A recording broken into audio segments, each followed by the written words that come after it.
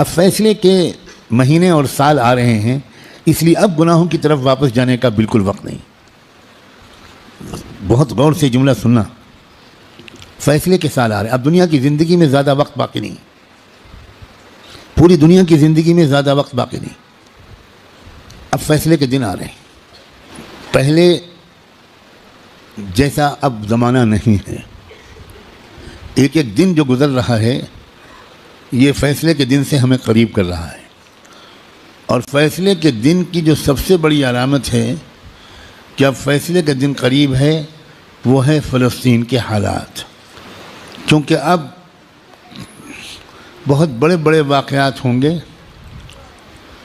دجال کی آمد بھی بہت دور نہیں ہے، اور حضرت عیسیٰ کی آمد بھی بہت دور نہیں ہے، اور امام مہدی کی آمد بھی بہت دور نہیں۔ اب مسئلہ یہ ہے کہ اگر اب بھی ہم گناہوں کی زندگی میں لگے تو ہمیں اللہ دجال کے ساتھ کھڑا کر دے گا، توبہ کی توفیق بھی ہم سے چھین لے گا، حضرت امام مہدی کے دشمنوں کے لشکر میں ہم کھڑے ہوں گے۔ اب یہ دیکھو، یہ وہ وقت ہے، کچھ پتہ نہیں کس وقت اگلا قدم اٹھ جائے۔ جو نشانیاں اللہ کے رسول نے بتائی تھیں آخری فیصلہ کن دور کی، بڑی تیزی کے ساتھ آ رہی ہیں۔ اس میں ایک نشانی یہ تھی کہ بہت بھیانک جنگ ہوگی یہودیوں کے درمیان اور اصلی ایمان والوں کے درمیان۔ اس لیے جو کچھ اس وقت غزہ اور فلسطین میں ہو رہا ہے، اس سے ہر ایمان والے کا ایمان ہزاروں گنا ہر منٹ میں بڑھنا چاہیے، اس لیے کہ وہی ہو رہا ہے جو اللہ کے رسول بتا کر گئے تھے۔ جس وقت وہ آپ بتا رہے تھے اس وقت تو فلسطین میں کوئی مسلمان تھا ہی نہیں، اور آپ یہ بتا رہے ہیں کہ ایک بھیانک جنگ ہوگی، خطرناک جنگ ہوگی، یہودیوں اور ایمان والوں کے مابین ایک خطرناک جنگ ہوگی۔ آپ بتا رہے ہیں کہ ایک علاقہ ہوگا جہاں سچے پکے مومن جان دے رہے ہوں گے اور جان لے رہے ہوں گے، قربانیاں دے رہے ہوں گے، مسجد اقصیٰ کی حفاظت میں نوجوان جوق در جوق شہید ہو رہے ہوں گے۔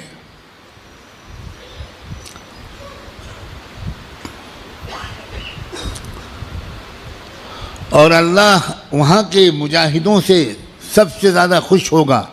اصلی ایمان والے وہیں پر ہوں گے۔ یہاں تک کہ جب صحابہ نے پوچھا کہ یہ لوگ جن کے بارے میں آپ کہہ رہے ہیں سچے پکے مومن، یہ کہاں ہوں گے؟ آپ نے فرمایا یہ بیت المقدس اور اس کے چاروں طرف ہوں گے، مسجد اقصیٰ اور اس کے چاروں طرف ہوں گے۔ بالکل ٹھیک وہی جو کچھ آپ نے فرمایا تھا اس وقت وہاں ہو رہا ہے۔ ہم لوگ اسی زمانے میں ہیں، آپ اس سے خوش ہوں یا آپ اس سے ناراض ہوں، ہم کو اللہ نے وہی زمانہ عطا فرمایا جس میں ہم اپنی آنکھوں سے اللہ کے رسول کی بات کو سچا پکا ہوتا ہوا دیکھ رہے ہیں۔ تو اس وقت وہاں جو ہو رہا ہے اس سے ہر لمحے ایمان کو بڑھنا چاہیے ہمارے، یہ ہمارا ایمان کی مضبوطی کی وجہ ہے۔ لوگ الٹا سمجھ رہے ہیں، یہ جو کچھ وہاں پر ہو رہا ہے اس سے خوف اس کے دل میں آ رہا ہے جو سمجھا ہوا نہیں ہے، ڈر وہ رہا ہے جو سمجھا ہوا نہیں ہے۔ لیکن جو سمجھا ہوا ہے قرآن و حدیث کو، اللہ کے رسول کی باتوں کو، وہ یہ کہہ رہا ہے کہ یہی تو وہ فرمایا تھا اللہ کے رسول نے، جو ہو رہا ہے وہی ہو رہا ہے جو اللہ کے رسول فرما کر گئے تھے۔ اس کا مطلب یہ ہے کہ آپ کی نبوت برحق ہے، آپ سچے رسول ہیں۔ آپ نے اس وقت یہ فرمایا تھا جب اس کے کوئی آثار نہیں تھے، اب آپ نے جو آئندہ کے بارے میں فرمایا تھا کہ جو ہوگا، جب وہ ہو رہا ہے اور پچھلے 6 مہینے سے ہو رہا ہے، بلکہ پچھلے 75 سال سے ہو رہا ہے، جو اللہ کے رسول بتا کر گئے تھے تو اس کے بعد میں جو ہوگا اس مقابلے کا آخری انجام، اس کے بارے میں اللہ کے رسول نے جو کچھ فرمایا وہ بھی یقیناً ہو کر رہے گا۔ اور وہ کیا ہوگا؟ وہ یہ ہوگا کہ اللہ کے کلمے کا بول بالا وہاں سے پھیلنا شروع ہو کر پورے عالم کی ہر کچی پکے گھر میں اللہ کا کلمہ داخل ہوگا، پوری زمین پر انصاف کا نظام قائم ہوگا، اللہ کا حکم چلے گا، باطل ٹوٹے گا، حق کا غلبہ ہوگا،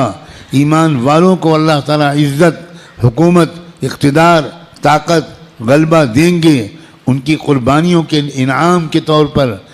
ضرور دیں گے۔ اور پھر دجال کا قتل ہوگا،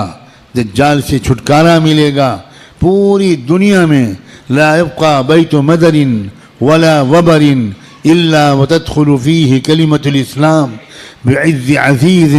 او بذل ذلیل۔ اللہ کے رسول کی حدیث کے الفاظ ہیں کہ کوئی کچا پکا گھر یا کوئی خیمہ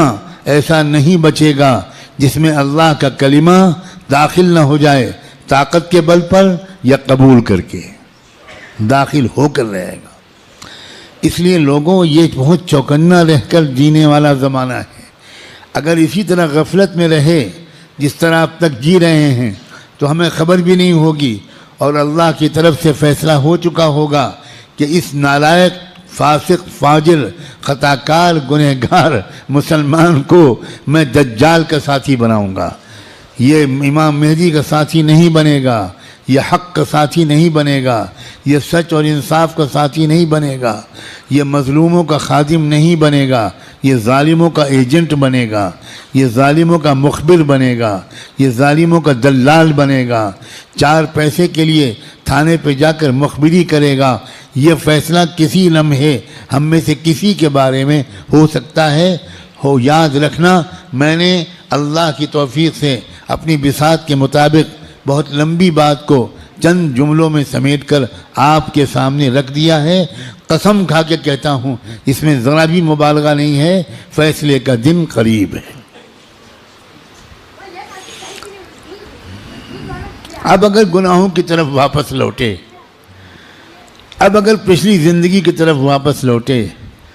جن غلطیوں کو چھوڑنے کا فیصلہ کیا ہے، بار بار اللہ تعالیٰ سے عہد کیا ہے، بار بار رو رو کر انفرادی اور اجتماعی طور پر یہ ارادہ کیا ہے کہ اب گناہ کی طرف واپس نہیں جائیں گے، دوستو اب اگر واپس گئے تو پتہ نہیں پھر دوبارہ توبہ نصیب ہوگی کہ نہیں، کیونکہ یہ جو دن اب آ گیا زمانہ،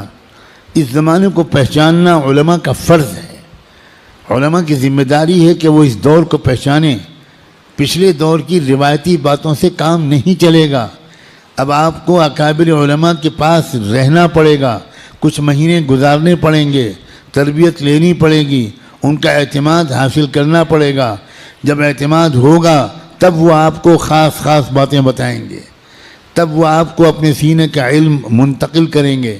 تب آپ کو وہ امانت سونپیں گے، آپ کو ایک ذمہ داری سونپیں گے کہ بھئی کس طرح امت کے عوام اور خواص کو، امت کے مردوں اور عورتوں کو، اور خاص طور پر امت کے نوجوانوں کو کس طرح سنبھالنا ہے۔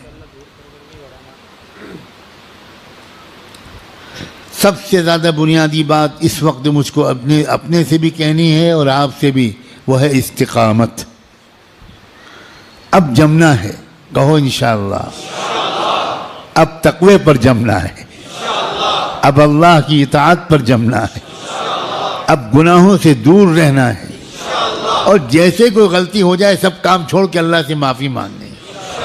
دیر نہیں کرنی، کیونکہ پل پل یہ خطرہ ہے۔ جو واقعی زمانے کے تقاضوں سے واقف لوگ ہیں وہ ہر وقت ان کا دل اس وقت فلسطین کی طرف لگا رہتا ہے، اور اس لیے کہ وہ بار بار تازہ ترین وہاں کی خبریں جاننا چاہتے ہیں کہ کہیں دجال آ تو نہیں گیا، کہیں کوئی ایسا دعویٰ تو نہیں ہو گیا۔ یہ غفلت کے ساتھ زندگی کے دن نہیں ہیں، غفلت کے ساتھ گزارنے والے دن نہیں ہیں، یہ بہت ہوشیاری کے دن ہیں۔ اور یہ بھی یاد رکھنا، الٹے سیدھے مقرروں اور مولویوں، الٹے سیدھے جو اپنے آپ کو عالم کہتے ہیں اور ہیں وہ جاہل، ان کی باتوں کے چکر میں مت آنا۔ وہ طرح طرح کی باتیں تم کو بتا کر تم کو غلط راستے پر لے جائیں گے. جو سچے پکے اکابرین ہیں, بڑے بڑے بزرگوں کی صحبت یافتہ, قرآن مجید کے مفسر, قرآن کو گہرائی سے سمجھنے والے, اللہ کے رسول کی منشا کو سمجھنے والے, پوری زندگی کے 24 گھنٹے اللہ کے دین کی خدمت میں گزارنے والے, جن پر وقت کے سارے بزرگوں نے اعتماد کا اظہار کیا, ان کی بات ماننا ہے.